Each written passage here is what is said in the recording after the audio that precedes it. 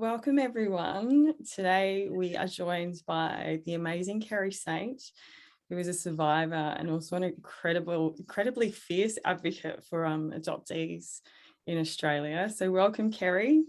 Oh, welcome, Gabby. Thank you. You're so welcome. I've learnt so much from Kerri about the whole, what adoptees have endured and the ongoing challenges that they're facing at the moment through the courts, and just to be recognised and receive treatment. And it's really opened my eyes up to how much we've just been brainwashed about adoptees from, through the movies, and it's glorified as such a, look at us, we've saved these children from evil homes and single mothers that couldn't take care of them, etc. And it's very, very far from the case. So yeah, I'd love you to explain a little bit about the truth of what really happens with adoption through your own experiences, just so we can all understand. Okay. Thanks, Gabby. All around the world, pretty much around the same time, there was this kind of worldwide event that occurred in a lot of different countries, but right here in Australia, where they called it former forced adoptions, but they called it adoption, and they basically set it up that children were having to be removed from wayward mothers and women who were, not within a marriage setting, and all under the guise of, socially acceptable and religious organisations and governments really wanting to save money and not support these mums at all. So, in Australia, what a lot of people don't know is that they reckon estimated 250,000 mostly non-Indigenous children that were forcibly removed from their mothers by adoption practices. Wow. And some women were really victimised and frowned upon as not being appropriate or being acceptable by society when they became pregnant outside of a marriage as well. So yeah. Oh, look, it was a well-oiled wheel. It was pretty much systemic, and when a single mum fell pregnant, young girl, and we're talking about women on the average of about age 19. We're not talking about 14, 15, 16 years old, because that's what the narrative's been sold to everybody, that these were really young girls incapable of raising a child on their own. A lot of the mothers, when average age was 19 to 21, 22 years of age. In my case, my mother was 34 and a widow, and had 4 boys in her care. Now, you've got to imagine, well, how could they possibly take a child from a woman of that age? That all they needed for the setting was for any vulnerable woman was attacked in this way. And so they made sure that the family, and she had no family supports, they would scare off the man or make him feel, pretty horrific, so that he would disappear. And the mum was kind of filtered through, so that by the time she went to her first doctor's appointment, there was a secret code placed on her file called, it was just the heading BFA. So from that point on, then welfare were involved, and they would make unplanned periodic visits to the mother's home to keep harassing her and threatening her to relinquish her child and make her feel as if she had no choice. For a lot of the younger mums, because my mother had 4 children to care of, she had to go into hiding and give me, in secret, and keep me away from the society finding out. But for many of the mums, they were immediately whisked off to institutions run by religious organisations, and they were made to work in the laundries, and particularly the nuns running it treated the mothers like it was beyond cruel. They told them that they were basically whores, and that it was not their baby, they were not keeping it, and that God was punishing them because they'd had this baby out of wedlock. So there was a lot of verbal, continuous put downs, and they made it was like a prison, so they weren't allowed to leave. Yeah. And a lot of these institutions received money from the government for to caring for these single women. And so, you know, they created money by making them work in the laundries, but they made sure that anybody that had contact reinforced that this was not their child, that they were never leaving with this child, and that they were going to have to sign them over to adoption. Didn't matter that the mothers, many of them had jobs, some of them were nurses, teachers, even social workers themselves, but because they were outside that wedded, you know, acceptable society at the time, they were treated as the scum of the earth, and their babies were taken. So basically, you know, they go into the hospital, the mums would go in and to the hospitals, and the same thing would happen. And even though the mums would really fight to keep their baby, the next step was, while they're in labour, we know that mothers were drugged, they were tied to beds. We know that pillows were placed over their stomachs so that the babies could not make eye contact with mum, because they believed that the minute they made eye contact, they bonded. Wow. And what they wanted was what they call blank slates. So they wanted babies to give to mostly white families and hand these babies over, and for them to pretend that this is their biological child. So devoiding any DNA, you know, story there. And then don't tell the child they're adopted, or tell them the mother died, tell them that the mother was, you know, not a nice woman, she wasn't a good girl, you know, that's the way they put it, and would tell the children these horrific stories to implant in the child that it was impossible to find your biological mother. And we've got records of children's birth dates being changed. And so when you were born as an adopted child, we're all given birth certificates. Now, birth certificates should reflect our biological family tree. So for myself, I have an original birth certificate with just my mother's name on it that was locked away from me for over 50 odd years. I only just got it in the last few years. I could only apply for it. So in most all cases, the father's name was not allowed on the birth certificate ever, and only the mother's name. And I think that was a lot to do with, you know, knowing that the father's names don't change by marriage, so that you couldn't find them. So they were locking all our records away. So anything to do with our mothers and our fathers or whatever were completely locked away. And it wasn't until 1991 in Queensland, because I helped lobby towards it, to actually have those records unsealed so we could actually have access to those. So the baby's given a new birth certificate, and a lot of people are quite shocked because they just can't comprehend how you can be given a new birth certificate. Exactly. And the birth certificate states that the adoptive parents are your biological parents. Wow, how confusing. Yes. It's just like the state has went out of its way by this stage to really break up these families. Yeah. So you have a document that says that you're not supposed to put in that document that is not truthful, which is basically a jailable offence. So here's the government allowing or doing and stamping it off as a truthful document. It's a legal document. So I've got a document that says that my adoptive parents are my biological parents. How confusing. So I was told, So I was told that my mum died giving birth to me, didn't want me, tried to abort me, and died giving birth to me and was only 16, when in fact my mother was 34. Wow. Wanted to keep me and was refused her right to keep me. How awful, and how traumatic for both the mothers and the children. Yeah. Look, when you're told that your mother did not want you and tried to abort you, that sets in motion the foundation for the rest of your life. Yeah.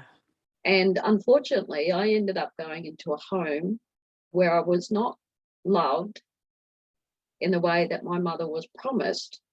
I think the only thing that held her together was that she was continually told that I would be given the life that she could not give me. And I ended up going to a couple who probably should never have been given children, because I reckon the abuse started from pretty much day one. I was told that my adoptive mother, in those days we had an outside toilet, my adoptive mother went to the toilet, left me in the care of my 3-year-old adopted older brother, and apparently I was crying, so he went and got a steel-studded belt and belted me all around the face with it. Oh my gosh.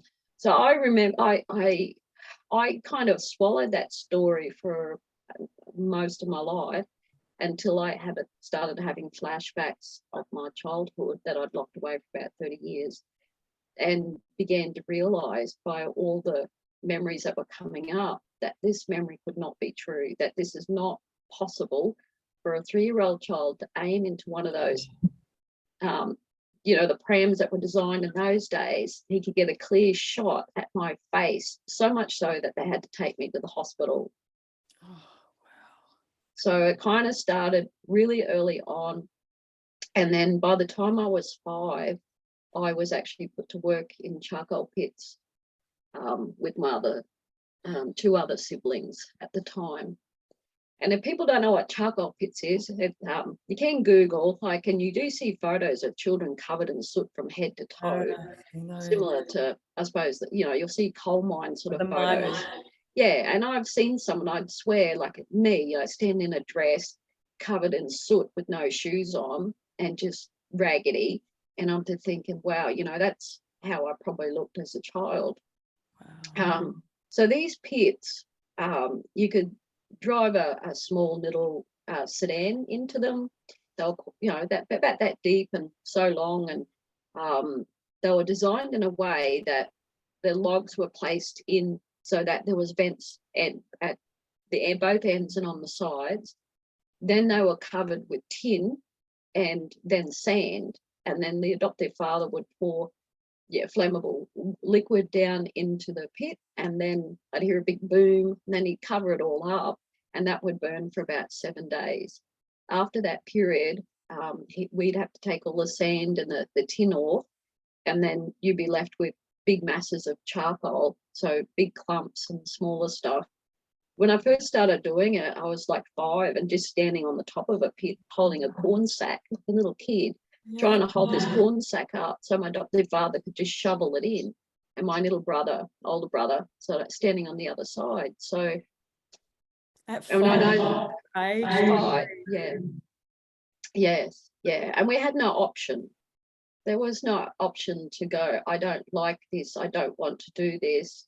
Can you imagine like a little kid standing in the hot sun, these hot summer Australian summer days, standing there holding a pit, holding this bag in this pit, and I was not allowed to go to the toilet when I needed, couldn't rest when I needed, couldn't get a drink when I needed. I couldn't kind of lean, away. If I upset his little routine, he would just explode and become quite aggressive. So I learned to be a great little slave. I worked really, really hard for this man who decided that he was making so much money from this that he ramped it up. And so we would have, 5 pits in a weekend we would have to do. We'd start on a Saturday morning and finish Sunday evening, and we'd even be working by lantern and car light. And so he designed a sieve system that graded the charcoal. So at first it was, you did it, throw it up on the shovel and let it go down. The sieve system had different wiring sort of networks, so the bigger charcoal went into these paper bags that were used for barbecues. Back in the day, it was called charcoal barbecue chicken, and it was sold, to a lot of hardware stores, and people would buy it, and it was a big franchise in those days. And then you had the corn sacks underneath, so as the different grading of wire would break it up. So while you stand in the pit, you've got this charcoal being filtered down through a big funnel. The bags would fill up, and someone would have to go in underneath the sieve and undo the wire on these corn sacks that were underneath as well, which was my job as well. So you're just having this stuff rain down on top of you. And the corn sacks were as big as me, and you have to drag them out, and they get, tied up. And then the stuff that came down through into the paper bags, they had to be a certain weight. And it was tended to be my job to weigh it and either add charcoal or take it out, and then it had to be stapled. So all the tops of my skin and my fingers were completely charcoaled and red raw, and I'd have to go to school every Monday with my hands. So you try to get charcoal out, so it's indented in the skin. Yeah. Wow. Yeah. I'm just imagining these children working like these ridiculous hours, like in such poor conditions. Yeah. It's slavery. You're adopted into human slavery here in Australia. Yeah, right. Yeah. It's a shock to hear that. Yeah, definitely. I mean, we didn't go to a good, like in a fancy house. Her parents weren't rich by any means. He was a tram driver, and they lived in a housing commission home at Anala. And he just decided, he wanted to try and make more money for himself. Well, that's fine. We all want to do that. But he decided he'd like to use the 3 kids he got for free, or £5 he would have paid for us, to better his life. Wow. And I'd say they got their money's worth through us kids, because he ended up buying quite a large property further south towards Beaudesert. And the way the property was, you had a big long easement, so nobody really saw the way that we were treated. So he was free range, do what he liked. No neighbours, all bush around us. And whatever people actually saw how we're being treated didn't care, because the narrative around adoption was we weren't wanted, we're garbage kids. So be grateful that you've got a roof over your head. And my adoptive father, he used to complain about feeding and clothing us, and my brain just goes, I'm trying to comprehend what were the whole reasoning behind adopting us in the first place. So all of your brothers and sisters adopted in this family? Yeah. Yes. Wow. Yeah. So they never had any children of their own. And I had an older brother who was a couple of years older than me, and a brother a couple of years younger. And then they also fostered, I couldn't believe this, they fostered for like 15 years before they adopted the child. And she's like 10 years younger than me. I was 12 when she came into the family. And at 12 was when the abuse was at its worst. That's when the charcoal was at its biggest production. We were moving to live at I can't even call it a house, it was a shack on the property, because we used to have to go there every weekend and every school holidays. And we not only working the pits, but we had to help build this house or structure, which had no plumbing. It just had cement floor. In some of the rooms, it had no ceiling. It had the tin roof. And when it rained, the water came into our bedrooms and filtered along the floor, a couple of centimetres. So no doors in the bedrooms. What bathroom we had no door on it. So there was no privacy. There was no way to lock anybody out, of impeding on your body space. So the first memory I ever had, so I got to about 28 years old, and I knew that I'd grown up with the charcoal pits. I knew that life wasn't so dandy. However, I had not remembered all the abuse. Then I had started working with abused children as a youth worker, and I happened to watch a documentary one night of this woman who had these flashbacks, and I felt really weird. I just felt odd, because her father was chasing her.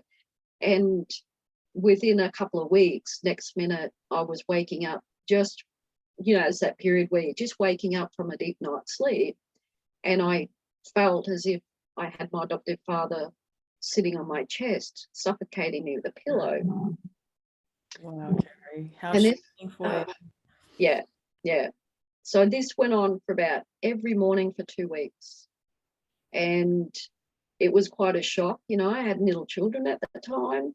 I didn't know what to think at first, but the more it happened, the more as if he was there, right there in the room with me. And I just wake up with this gasp, like trying to breathe and hyperventilating. So I remember that because there's no bed on my door of my bedroom, before we worked in the charcoal pits, he would come in before the sun came up. And that was his way of waking me up. That was his way of saying, I have complete control over you. I can do to you as I will. And there's nothing you can do about it. And as far as I remember, there was a couple of times when I just thought I was not going to survive. I thought, he's going to kill me. I just, you know, you just think you're going for your last breath. And then he would pull. So he's got his whole weight. He's put his knees into my shoulders and he's got his whole weight. So I could never figure out, you know, I was married. I got married at 18 and my poor husband at the time, we always had to sleep with the fan on and the window open, even during the winter. Well, I figured it out because at some stage I used to jump out of my bedroom window. If I could get up before my adopted father came in, I would jump out the window, wait to hear him come in and then go back and knew it was safe. Wow. Worked out a way to avoid it. Yeah, so unconsciously, this is what I was doing. Yeah. So, you know, at 28, I decided to go and seek some help because I thought, oh my goodness, like what the hell has happened? And I remember sitting with the counsellor first time, and because I was remembering other things as well, other abuses, but that was the most horrific one. So I start to try and tell her, just like I'm talking to you, and next minute I just went blind. Like all I could see was this tiniest little speck of light where I could see her sitting in front of me, but it wasn't black, but it was the darkest grey, and we just had to stop. So for about an hour and a half, I was blind. I just had to go home. Wow, Kerri. It's such a physical response. Sometimes as memories come through, like it's almost quite unbelievable until you've had that, but it's the trauma in the body just rising up. Yeah. How confusing that time would have been as well. Yeah. So yeah, these are the wonderful adopted parents I was placed in. Yeah. And when I had my daughter at 20, and I had already started searching to try and find my mother because I'd been given her my adoption papers with her full name on it when I got married from my adoptive mother, which I felt was really weird. Wow. And I wanted to find where she was buried so I could say hello and goodbye and probably validate my own existence. So I have decided to apply to births, deaths and marriages for a death certificate, and that would be the best way to find out where she was. And I rang them up and said, you know, could you do it? They went, yep. And I sent off all my information, not thinking it was going to be an issue. Yeah. And then a couple of weeks later, I get a letter back going, no, you're not allowed this information because I'm adopted. And I thought, well, what do you mean? So I then got on the phone and I'm talking to some poor guy. I feel sorry for him because I got quite upset with him. Of course you would though. Like it's a simple thing to be asking about, isn't it? Yeah. Yeah. And so I asked to speak to someone above him because I just thought he was being difficult. And next minute someone else comes on and he sort of says to me, we just can't give this to you. And he kept repeating that, and you're adopted. And I just kept saying, but you said you would. And then finally, I don't know if I just got him worked up because I was worked up. And he said, what if she's remarried? Now, at first it didn't register. And I'm like just angry. And I just get off the phone and I go off and, you know, try and calm myself down. And then I could hear that in my head. What if she's remarried? Because I couldn't fathom, why would you not tell somebody? What would be the harm of telling somebody where somebody is buried? Yeah. Thinking she's passed and wow. So I'm like, hang on a minute. She has to be alive. So I then spoke to a friend who said, go to Salvation Army. They'll, you know, should help you through Missing Persons Bureau. I don't think they were meant to at the time, because any searching was actually illegal back then when you're adopted. There was no counselling back then. There was no access allowable to my records or anything. So I let them know I was adopted, and they actually found my mother within 3 months. Her name had never changed. She'd never remarried. And by this stage, she's in her 50s. And so shock horror, like they let me know. And I'm just going, what do you mean she's in her 50s? Like I'm imagining I'm meeting this mother. She was really young. Yes. And of course, at that stage, I never knew she'd had children.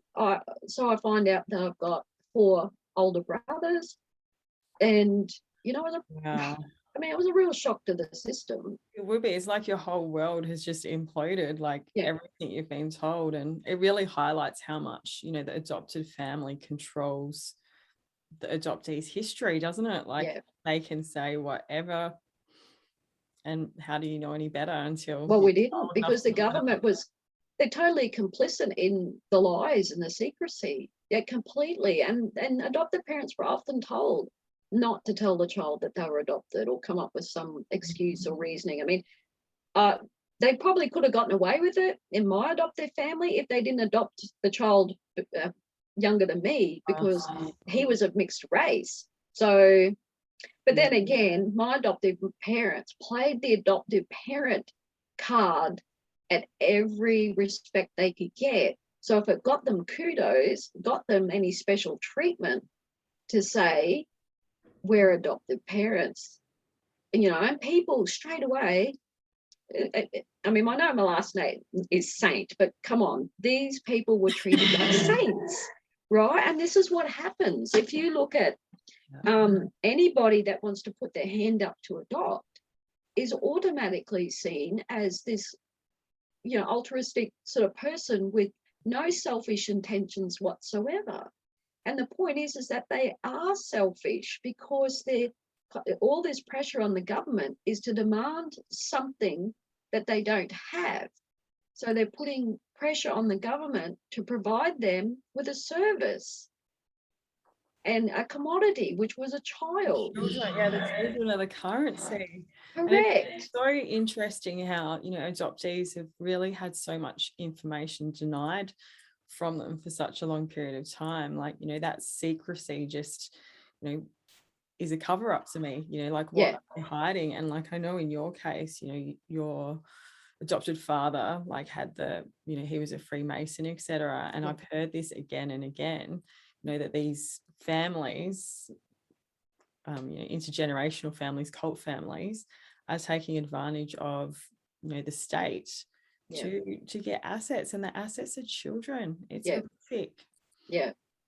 It's pretty, like, when you think Australia is such a young country, to have it between the 1960s to the 1980s, estimated, I mean, they don't even have the clear numbers, because a lot of children they had a lot of private adoptions, and a lot of children were sold and traded without any form of, correct. So, you know, 250,000 plus children are affected in this way, and they estimate then it's something like 1 in 12 families are affected by adoption. 1 in 12. Yeah. That is massive. I would have no idea it would be anywhere close to that. Wow. Yeah. So, you know, in talking about Freemasonry and the more kind of understanding I have of, you know, slavery and MK Ultra, and, you know, getting the person that you want to control to do exactly what you want, there was a lot of things that happened to me that took me to the brink that I thought I was going to die. So when you think about how that affects the brain and affects your, you know, how you operate, and, you know, whether you feel you're going to be able to have a say in your life. And I just didn't. Like, I complied so much to what, you know, was enforced on me without putting up much of a fight till much later on. But at the point where I finally broke with my adoptive father, I goaded him to kill me, because I thought, if you touch me one more time, you better kill me, because I'm going to kill you back. You know, while you're asleep, I'm going to you know. He'd thrown me into the fridge by my hair. I was 17, and I swung, there was a broom or a mop, I can't quite remember, and I swung it back at him, and he jumped back, and I thought, oh, finally, first time I've seen a reaction.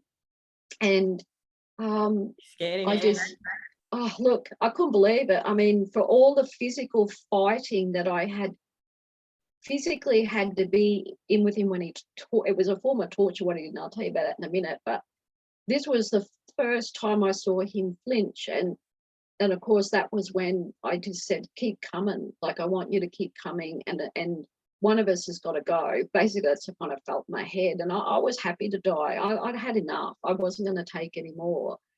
And when he backed off, it was when I said, look, you know, if you touch me one more time, I'm going to get while you're asleep, I'm going to get a lump of 4B2. It's funny, I'm 17, know what a 4B2 is, because I helped build a house and burnt wood, you know. So I was like, yeah, I'm gonna beat you to death. I'm not copping this anymore. So that was the first time I stood up to him. Wow. But how brave, how courageous. Put that line in the sand, right? Yeah. No more.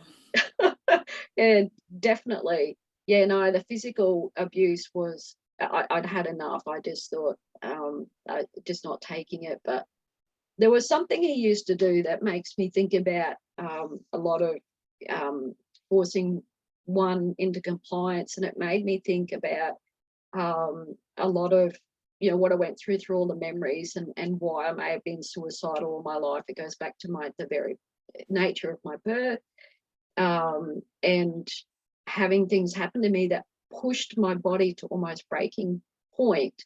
And I know that my adoptive father dislodged and one of my younger brothers' shoulder, dislocated his shoulder. So, and he was like 13, and my brother he was a bigger boy than me. I was quite a little child. So we'd be working in the pits, like in a hot summer day, winter, rain, whatever. And we'd come in for lunch, and we'd be sitting down, maybe watching the midday movie, and he just pounced on us. And then he would put his whole weight on you, spread eagle you. He'd lick your whole face. He'd put what was more than a 3-day growth into your face, like he just rub it in your face, all over your body. He would twist your body in every direction so you felt like he was going to break something. Yeah. And then he'd get his thumb and he'd drill it into under your armpits. And the whole time he'd be saying, say uncle, right? What do you think that was about, the uncle thing? I'm not sure, but So we'd have to say uncle. And then just as you thought you were about to get away, he would grab you by the leg or my hair. I had long hair at the time. He'd just yank you back down and start the process. My gosh. The trauma, I can just, you know, my body's just reacting, feeling that, like you're just, you know, your life's at threat. You're thinking that he's going to break part of your body. How awful, you know, for that to be happening every day. That is horrific torture. Yeah. And I was pretty much a teenager when it stopped. And I think maybe at 17, that was my breaking point, where something snapped. And it was funny, you know, I didn't remember any of this. What I've just explained to you, I didn't remember until I was like 28, 30 years of age. And then there was other stuff that came out much later in life, because I went on to have a career as a youth worker and worked with a lot of really damaged children. And it was the end of my career was when I got assaulted 3 times by clients. And after your childhood. Yeah. So that just unleashed a whole bunch of more memories for me. Shock. And so I had to stop work, and but that pushed me towards lobbying on behalf of adoptees. So, you know, where the enemy tries to destroy you, you know, there are other ways. You know, you can push up against the wall, right? You fight back. Yeah. And you're such a brave example of that. Like, there's so many people that would have just broken and just went, okay, I just can't do this anymore. And I just, you know, at every stage you've just stood your ground and pushed back. And to even be speaking out lobbying like you do, you know, to Parliament, to councils, to politicians, etc., you know, that is massive. Like after a childhood of, you know, this level of programming where you were trained every day to feel worthless, to not have a voice, to not challenge anyone, to never speak out, to just obey the orders. Look at you go. I'm so proud of you. Oh, thank you. Yes, I've learned to use my words wisely. And they're very hard to say in the beginning. And I imagine, you know, that's a lot for a lot of victims. And I see a lot affected by adoption who cannot go public, cannot tell their story. They cannot even speak about adoption for the fear of being rejected and ridiculed by the adoptive family, but by society at large, because society has been sold this whole narrative around adoption. You know, that it's this wonderful thing and you get a great home, you get a brilliant upbringing. I mean, I'm giving you probably the worst picture of an adoption story as to what happened to me, but what happened to me happened to a lot of others. Yeah, it's happened to a lot of others, hasn't it? This isn't a one-off at all. So, no. Yeah. And so we have adoptees, though, also who are equally affected as I am, even though they had loving adoptive parents. Their needs were never met or identified, that they would, first of all, that they suffered the primal wound at birth by being so brutally separated from their mothers and not being allowed to finish the birthing process. So their babies were never allowed back on mum to soothe. So you're still staying in that fright and flight mode. And then whether you were held in the hospital for a period of time or an institution, and then finally adopted, and you were essentially out of survival forced to bond to these strangers to survive. So there's not an adoptee on this earth that's gotten away with no trauma. We are born into trauma, and depending on, you know, what sort of life we had with the adoptive parents and how long in the fog we stay for. So they call it adoption fog. So you can stay there all your life, or you can start breaking out of it and recognizing the true reality of what's happened to you. So to provide this family with a child, you had to be brutally ripped from a loving mother who wanted to keep you, or you wanted to keep you as just poor, ripped from her to be given to somebody else to provide them with a family. It's breaking that, you know, that mother-child bond, which comes back to, you know, like all of the, you know, when we're talking about people that have survived ritual abuse and MK Ultra, that mother-child bond being broken is the original trauma that literally everything else is laid off as well. It's imperative. It's absolutely imperative to survival. For a baby you're in the womb for 9 months. You believe that you and the mother are one. Yeah, you're so connected in every way. Correct. So even when you're born, you don't believe that you're a separate being from your mother. And when they take you at birth, and that's just so brutally separated, it's not gently done through the birthing process. You're just ripped away. And then, so babies normally at 10, 11 months of age, they start to crawl away and they'll look back and, you know, they kind of keep an eye till they start testing the ground, in the sense of then there's a time that realizes, oh, we're not actually connected through this umbilical cord anymore. I'm a separate being, you know. There are some children that never grow out of it, but, you know. But, you know, so, you know, we're denied that.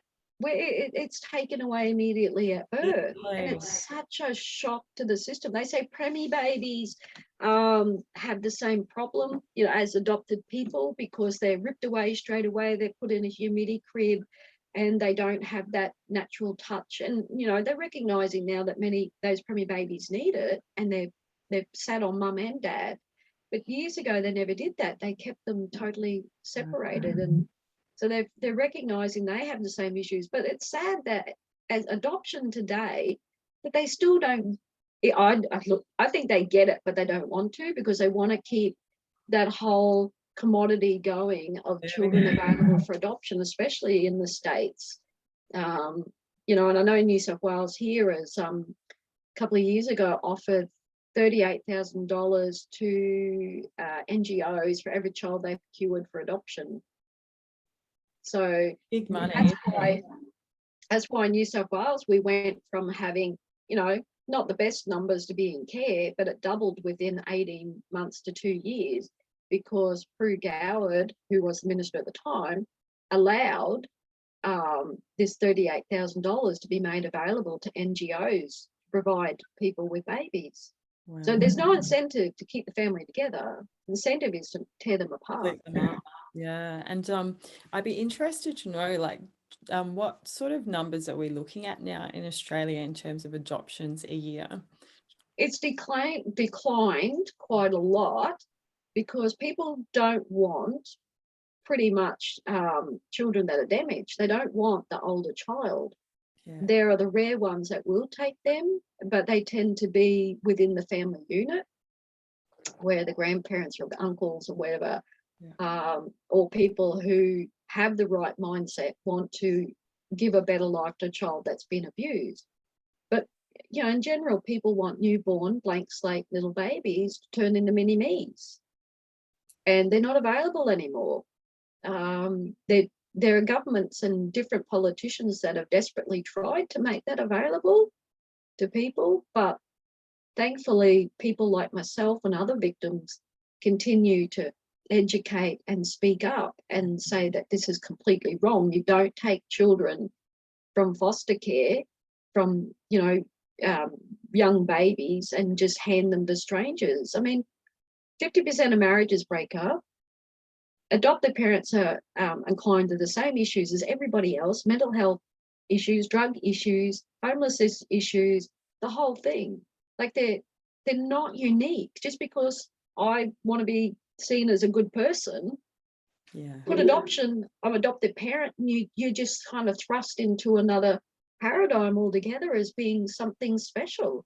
And you're just like everybody else. You're basically going to have the same relationship issues and everything else. So put that on top of a child that's already been separated at birth, or separated or traumatized in with another family that breaks down, or the same issues occur. And to me, the biggest problem with adoption is there's no accountability. There's no transparency and absolutely no accountability.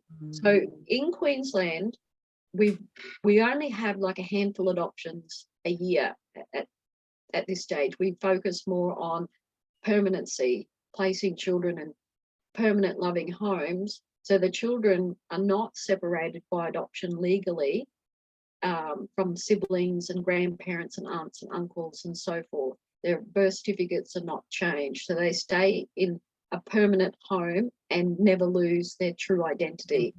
Yeah, because it's identity that's the big trauma, I would say, as well, isn't it? Like, you're like, who am I? Where is my original family? Trying to fit into this new family, and you kind of, incredibly vulnerable because you've got that original trauma as well. So and we all want our questions answered about who we are, and I can't imagine a damage greater than saying to a child, we adopted you because your mother didn't want you, or was a drug addict, or slept around and just, discarded you. We took you.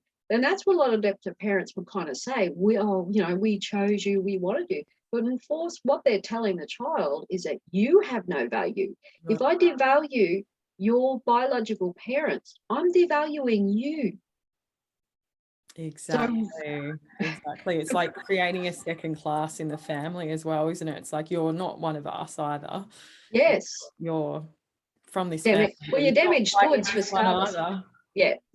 But even with the best intentions, adopted parents can say things.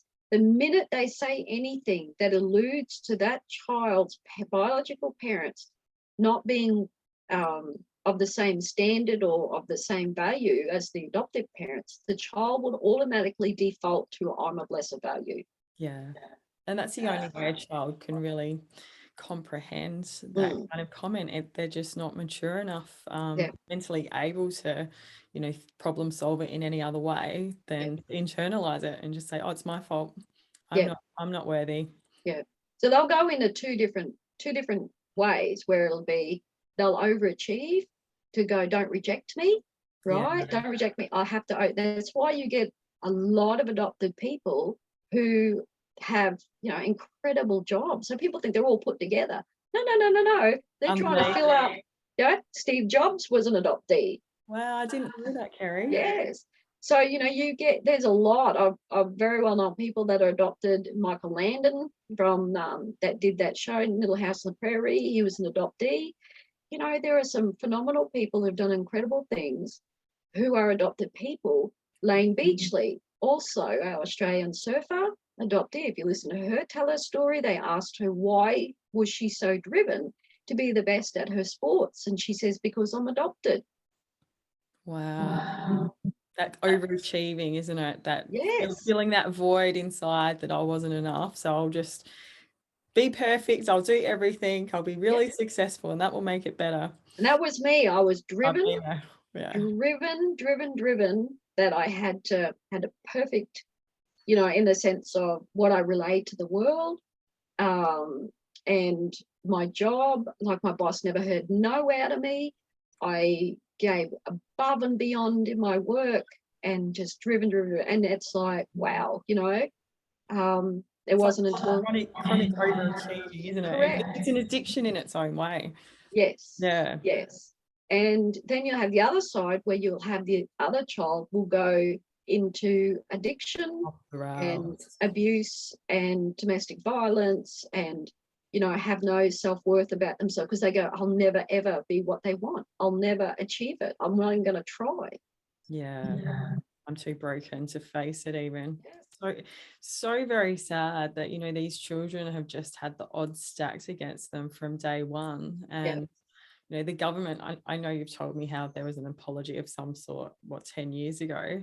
Yes. Since then, there's still really been no drastic change in policy or compensating these people for decades and decades of their lives being affected by state decisions and often by abuse. And I remember I was quite shocked when you told me adoptees weren't actually able to even participate in the 2015 inquiry into the child abuse in our institutions. I was just like, how can they silence a child who's been raped, because they're adopted? Like, how does that work if there's not something they're covering up? It just doesn't make sense. They're as far as I feel, they're protecting the abuser. They've even got in the Adoption Act that you're not supposed to identify any party to an adoption. So I found this out pretty much the hard way, but I know when I was lobbying, like the Royal Commission into Children in Care was starting up, and I really thought they would add adoptees to that, but they didn't. They refused. So all the children that were fostered, so the sister who eventually got adopted was included in that. So she's been apologised to and given the resources, and she's also Indigenous. So she's been recognised for the harm and the trauma of the separation and the abuse that she received at the hands of our adopted parents, because it happened while she was fostered within the family as well for 15 years. Right, but I've never been recognised for those same abuses because I was adopted at birth. I was never fostered. So then I tried to get involved in the inquiry into the sexual abuse one. No, you're not allowed to because you're adopted. It's not categorised as institutional care. However, I believe that adoption is the longest institutional care that any child is ever forced to live under. First of all, we're always seen as children. Adoptees are always viewed as children, doesn't matter how old you get. Right. Our records were sealed, right? If we want anything about ourselves, we still have to go to the government and ask. We don't have our full birth certificates, and much about us has been lied about. Records are being withheld from us. You have to go to court to get records, right? Like, it's just crazy stuff. So so I lobbied, and I worked with mums that were affected by having their children taken, and lobbied for a Senate inquiry into former forced adoptions that went all around Australia. And I gave evidence that they did not think it was going to be about adoptees at all. So this is going back 2011.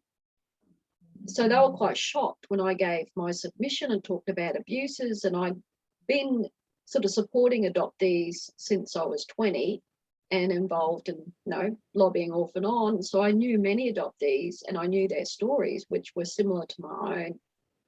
So I'm presenting this to the Senate inquiry and they're quite shocked. They're finding out that, they didn't really want to believe me. And then the recommendations were to apologise to adoptees and mothers for the separation at birth, not for the abuses that happened to adoptees, that they were apologising for the abuses to the mums, but not to adoptees. And when I had, through the federal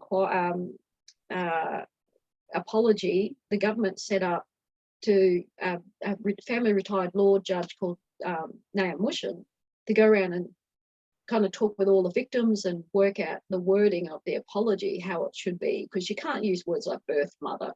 Mums are horrified by using that word because it sees them as incubators. They're the biological mother, they're the mother. Yeah. So there were terminologies that could and could not be used.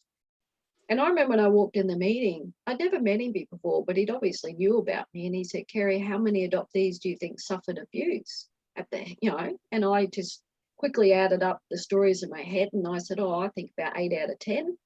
And I thought that he would go, rubbish, but no, he said straight off the bat without hesitation, yes, you're right. I believe you're right, Kerri. Wow. 8 out of 10 have suffered some form of abuse. And this is other than the mother-child bond being broken and not knowing your family. This is additional. So he's a retired family law judge. Wow. Very many years of experience. I sat down at the table with him with other victims and we were talking about the wording and such, and I was dropping little things about abuse and I'm not seeing any response. And finally, I kind of asked him, I said, are we getting an apology for being abused? He went, nope. And just turned his head away from me. And I just went, you asked me that specific question when I walked in. And I'm thinking, because I thought, well, great, this meeting is going to go well. Wow, it felt like a slap in the face. And next minute, 2 other adoptees tell their story about abuse and how they felt. And then he looked back at me and he goes, did I upset you? And I just went, are you serious? Like, is that deliberate? Oh, wow. And so then I started sharing him my story. And I'll bring this up. I think you can see it. So the abuse was so bad that somehow I've ended up with a back like that. So your vertebrae is supposed to look like a bit of a cork. If you can see here, this one here is a tiny little triangle. So they call that a compressed fracture. And that's in between my shoulder blades. Wow, Kerri.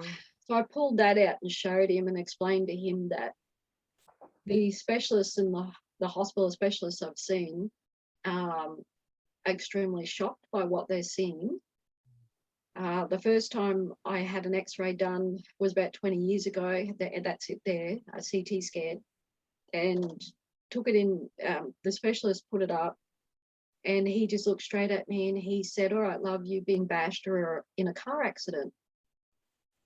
And I was like, a bit incredulous. Like, whoa. I said, nah, don't be silly. I said, that's a birth defect. And this is a top specialist, right? And I just go, no, this is a birth defect. He goes, no, honey, you've been bashed or been in a car accident. And I went, so explain to me how you can tell the difference between a birth defect and an injury from something. And he started to explain it. I must have gone off at the pixies because I'm being, like you could imagine, like by that stage, yeah. And I didn't know what to think. And all I could say to him at the end of it was, I've not been in a car accident. So, Sorry. yeah. So there are times when my back will give out on me. I'm frozen from the chest down, can't move. It moves and sits on a nerve. I'm on pain meds twice a day because of that. It affects my life in a huge way. Of course it would. Yeah. And so I was trying to find ways not to take medication. So they decided to do a nerve block treatment. And I remember seeing the doctor in the hospital, and he's looking at me going, so how'd that happen? And I'm like, well, I'm not real sure. And he's going, oh, what do you mean? He said, how could you not remember something like this? And then I had to explain what bit of a childhood I had. And then I said, all right, let me tell you some of the abuses I lived through. So as I started to tell him, he go, no, it had to be worse. No, it had to be worse. No, it had to be worse. I ran out of things to tell him. And by then I'm starting to break and he's breaking. And then he said, look, I said, look, what would I have experienced when it happened? And he goes, well, you would have been excruciating pain and you wouldn't have been able to walk for a period of time. And he said, do you have no memory of that at all? I said, absolutely none. I said, I didn't register any pain until I was probably pregnant with my daughter at 20. Wow. Isn't it? It's just incredible how our minds and our bodies get by and, can put away these kind of traumas to protect us as well. Yeah. Wow. Just, what a shock to hear that from a specialist. And I've heard this story with a lot of survivors. It's often when, you have a X-ray or a scan and you're just like, okay, how is this in my body? I have no memory of it. And then you start peeling back the layers. Yeah. I mean, I told him about the adoptive father twisting my body in every direction. And, it was pretty horrific. The pain that my adoptive father put me through was like, I can't explain. You're about to break a bone, and that's what it feels like. And it's slow as well, isn't it? Yes, it's not quick. It's really slow, and he says bending. And I thought that could possibly do. And he's just looking at me, going, nah, had to be worse than that. And he's going, and it was really young, so they reckon it was well before I was 8. Wow. And what blew me, because I said to him, you know what makes this worse? And he goes, oh, what could make this worse? Like he's just going. He's probably in shock as well. Yeah, I said, well, I was made to work in charcoal pits. And he said, what the heck is that? So I had to tell him I had to lift hundreds and thousands of charcoal bags and logs with a busted back like that. That was the biggest shock for me, was that this is what the body will endure, is that I've not registered any pain, and I'm doing a man's work as a child and not registering pain. Wow. Just that shutdown of all of your pain receptors, I guess, because it was so repetitive. Hey. Yeah. I'm just wondering, where was your adopted mother? Like when your father's obviously been the main abuser, but it's like, was she just not seeing things? Was she just abused as well? Like, oh. No, she saw it. Wow. I never saw her abused by him. Yeah. In fact, I think she was the instigator of a lot of the abuse. Wow. She would ignite the flame and step back and watch it implode. And he never, ever came to us, your mum might go, oh, you need to talk to the kids, they're driving me batty. Well, no, she'd just lose it, and then he would just explode. No questions asked. Wow. And you got thrown around the room by your hair, you got kicked and beaten. He often used to wear big, heavy work boots, and I used to get thrown around and kicked, in my back with that. And so no, I got thrown out of the house. So as a teenager, I obviously started to stand up to him a bit about working the charcoal pits. And if he got a hold of you, you were worse off for wear, and you got thrown back into a pit. And regardless of what he did to you, you still had to keep working. And I remember, there was a couple of times I was managed out running, and so I was locked out of the house and made to sleep in the bush, make myself somewhere to sleep, whether it was a piece of tin or a bit of tarpaulin, and no food, no blanket, no nothing, and I would just have to sleep outside in the dark. It's just Hollywood dark. great for you children, was it? And there was just no one for you to run to either. No. And that's a big thing too, you know, like this is why the state is so responsible, because the state approves these, I'm not even going to call them parents, people, to look after not just yourself, but two other children and then foster another. Yes. You know, and then the state has done nothing to check on the conditions that the children were living in. And there's been no apology or recognition for the abuses to these children placed in homes they call adoption. Nothing. And I've tried to educate them, and I don't know whether it's deliberate or they just don't get it, because they sort of say, well, if you abused, you should have just reported it. Well, I'm sorry, but we have safe to report, are you? Oh, look, given the mindset of what happens to a child when it's separated at birth, the brain splits. So I believe there's a split for every adoptee when they're separated at birth. The whole growing up, it's enforced that these are your saviors. So if they're your saviors and they abuse you, who the heck are you going to go to? You're not going to have the capacity to go to anybody. It's hard enough for biological children to report abuses, but adopted children, it's on a scale, on a level. I reckon there's so many unreported adoptees, abuse cases, that we haven't even heard the tip of it. We haven't even begun to hear it, right? Because we're the most silenced of people there is, because we have to live within this adopted family. We've lived with, you've been rejected by your mother. We live in the fear of still being rejected by our biological parents, even when we find them, and constant fear of being rejected by our adoptive family. So if you start to speak up against these altruistic saint people that possibly abused you, you're going to have other family members just shut you down and not want to have anything to do with you. So you've lost out on every level. Yeah. So your capacity coming up again, the I'm not worth it coming up again. Yes. So hard. Yeah. So I run a support group for adopted people, and many of them have suffered abuse. And they may never, ever report what happened to them. I might be the only person that they speak to. They don't trust counsellors even, and they're not getting the help they need. I've repeatedly gone to the government to say that, you know, you need to be providing an apology and acknowledgement these happen, because the fact that you haven't means there's no services, there's no help, there's no real help for us. And I know that you've interviewed people, I can't remember who you interviewed, who talked about torture, and that they investigated looking into getting help for themselves in Australia on torture. And because they didn't fit the criteria, they didn't go to war and they didn't come out here in a leaky boat, you weren't offered it.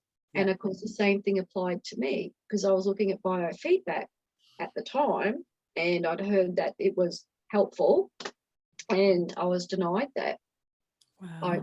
Because I wasn't tortured in a foreign country. I was tortured and put slave labor. It doesn't happen here, Kerri, apparently. But no, it doesn't. Apparently it doesn't. And that's the most awful thing. It's not just that the government's not giving you an apology. Like you said, there's all of these people that need assistance. They need healing. They need to be recognised, you know, by society, you know, for the traumas that they've been through, so they can start speaking about them. And that's such a big part of healing as well. Like to be silenced by your family, your adopted family, the state, you know, it's a lot against adoptees going forward, isn't it? Oh, hugely so. And, you know, that's what has continued to inspire me, are the adoptees that are struggling every day in silence. And God gave me a voice. I fought back physically as a child, and, you know, I may have been little, but I learned that I have a voice, and I've learned to use it wisely. And I thought, I'm not going to give up this fight. I'm not going to give up the fight for other adoptees. I'm not going to give up the fight for the little Kerri. that survived all that horrific stuff. So I continue to write to royal commissions and inquiries, and continue to sit with government on and keep bringing these issues to their attention. And then 2017, I lost my youngest child, my beautiful son Jacob, by a tragic accident, and that just threw me in a really dark place for a while. But then I ended up writing a song about forced adoption, and it encapsulates the story of the child and the mother and our journey in through that. And that song was played last year at the state anniversary event at Parliament House. Wow. Yes. Oh. Yeah. And it was out of that I realized that I had something that was quite powerful in telling the story of forced adoption.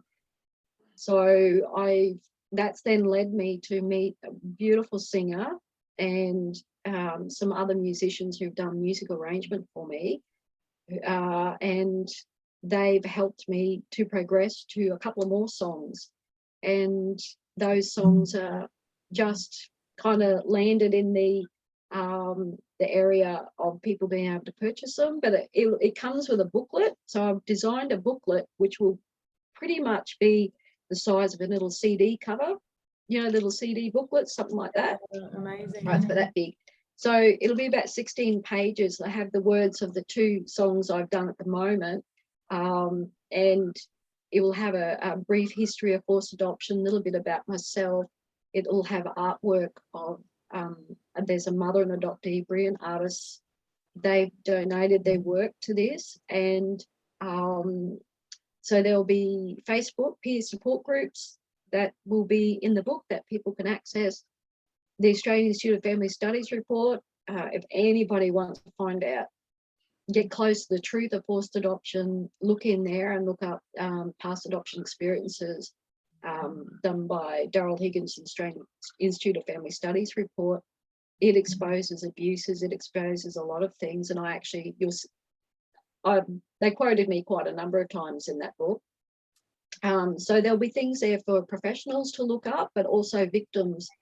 So apart from the songs, they get the artwork, and they get links to resources, and particularly peer support help. So links to other groups where they can link in, and my group will be in there as well. So that's amazing, Kerri. Like, what a beautiful way to, expand your advocacy now to, it's sharing this story. And I think even underneath that, it's sharing the emotions that, adoptees have went through, and the healing process as well through art. So what a beautiful way for it to reach out to our communities. And I think through listening, Kerri's song is just absolutely amazing. And through listening to it, I think it just really gives us all that comprehension of like what, these survivors have experienced and what they're still healing through. So it's such a beautiful project. Well done. Yeah, thank you, Gabby. Yes, it's been a wonderful experience.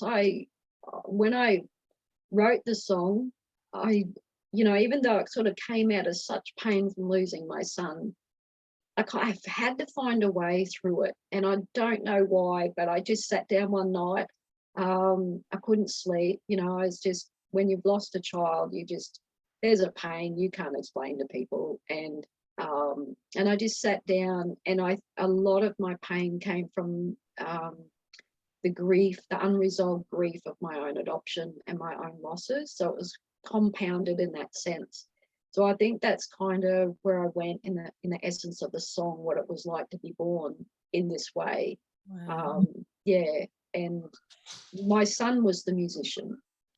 And on the day that I signed the song up, in a sense, to APRA and a Bandcamp where you can find the song, was the day of the day my son died, the anniversary of his death, the 5th year. I couldn't believe it. I thought, of all the days that it was arranged, it was on that day, and it just gave me goosebumps. And it tells me that I serve a God who was forever looking out for me, and you know, like being and walking along beside me and telling me he's not left me alone. He knows my pain. He knows my journey, and he's providing me ways of being open and truthful, and being able to articulate in a way so others hear it and accept the message of what we've lived through. The biggest thing I found is if you've not dealt with your stuff and you're really, really angry, people aren't going to hear it. And I've just been really grateful that I've been able to work on a lot of my stuff and be able to talk to politicians or people who know nothing about forced adoption, to share the story, to say, look, yeah, I have a right to be angry about what happened to me, but my anger isn't being spilled over on you because you're not the person that did it to me, but I want to share what has happened so that you will have greater understanding for those that come and tell you their story and might be angry. You know what I mean? So absolutely. Wow, yeah. what a journey of healing for you. And like you said, you've been able to turn, you know, what you have every right to be angry about, you know, every step of what's happened, and the lack of follow-up and the lack of, you know, acknowledgement or compensation for all of these traumas you've been through.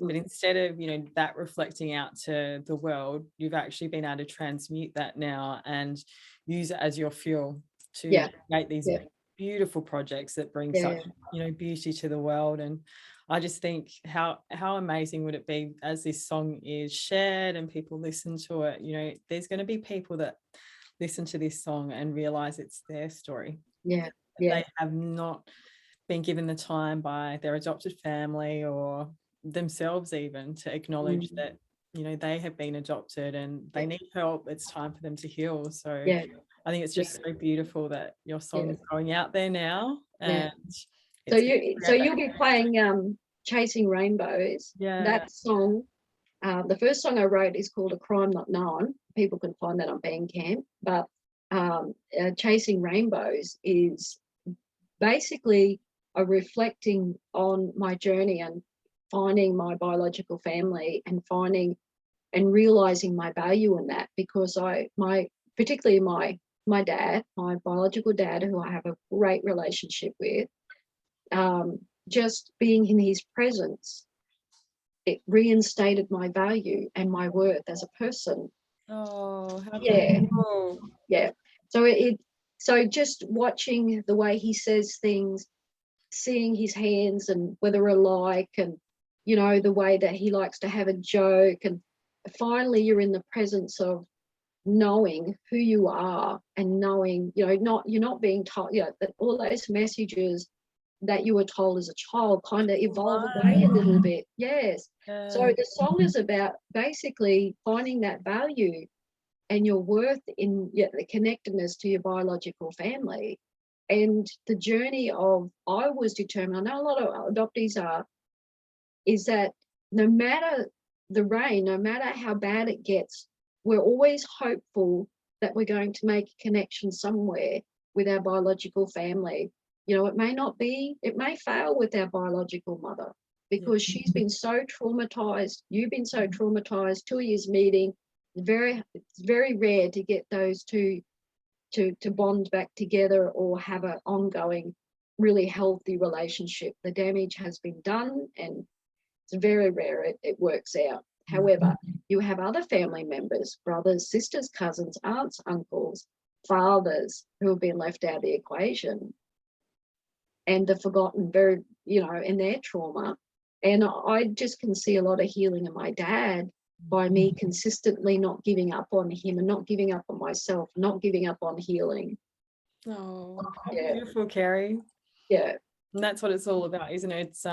It's as we heal ourselves, the healing goes back and it goes forward as well, doesn't it? It's setting not just ourselves free, it's setting our families free from this suffering as well. How beautiful. So hopefully, you know, I'm going to continue to write more songs. I have already written a third that's only due to go up. Yay. But we're working on doing an album of songs, and when that's done we'll have a full CD as well. I know people like to download, but in my age group, there's a lot of people that don't like to do that. So the booklets will be free. So when the booklets go out, they'll be free, and they will have the link to the music if you want to download it. And eventually we'll have a CD of songs. And because adoption's such a layered experience, you know, people, it's so hard, you know, we could sit here talking for days because I could layer it for you and so many intricate. So that's the hope of the songs, that they will expose those intricate layers of adoption. And music it's you know, storytelling with music it reaches people's hearts and opens them up a lot more, and be a bit more receptive to the message, rather than standing on the street corner going, you know, it's really bad. And yes, but so it'll be a whole little education package, I hope. So well done, Kerri. And you've created that. You've brought singers and songwriters, and you know, it just brought this magical project together for survivors and adoptees. So massive congratulations to you. Thanks, I'm Gabby. so proud. And we'll put Kerri's links to her Facebook support groups, so if you're an adoptee and you're listening to this, you can reach out, and also the links to where you can find the song as well. And Kerri's given us the permission today to play it after the interview, also showcasing some of the brilliant art that's been donated as well. So enjoy. But thank you so much for joining us, Kerri. I'm sure I'll have you back for a chat, probably an update on what's happening in Australia for adoptees in future. But I just wanted to say thank you. You're doing so much, and you're such an inspiration to me, and I know to so many people, and such a support for other survivors. So we're so blessed and so grateful to have you doing all that. Thank you, Gabby. Appreciate it very much. There are times I felt like giving up, always feeling never good enough. No matter what I did, I just felt I'd never fit, and my world turned upside down. It's a treasure that I found. It's the measure of my worth that was stolen from me at birth. And now I'm facing all the pain, chasing rainbows in the rain, and my world turned upside down. I'm never letting go of the dreams my heart can hold. No matter what they say, no matter what the rain, the truth is now an open book, like the mirror that you took. The reflection I see is what you stole from me.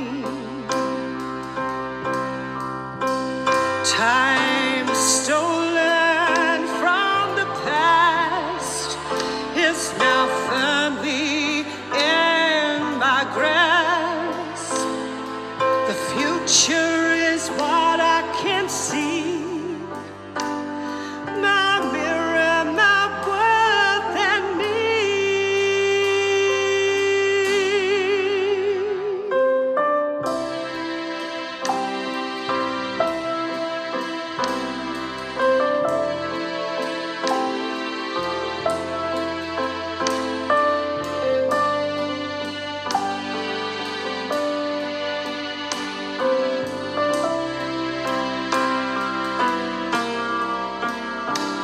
It's the treasure that I found. It's the measure of my worth that was stolen from me at birth. And now I'm facing all the pain, chasing rainbows in the rain, and my world